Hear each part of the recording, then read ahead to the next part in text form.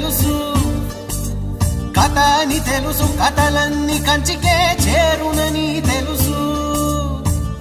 తెలుసు తెర తొలుగుతుందని, తెలుసు తెల్లారుతుందని, తెలుసు ఈ కట్టె పుట్టుకుమంటదని, తెలుసు ఈ మట్టి మట్టిలో కలిసిపోతదని. ఇన్ని తెలిసి ఇరకాటంలో పడిపోతావు ఎందుకని? మాయ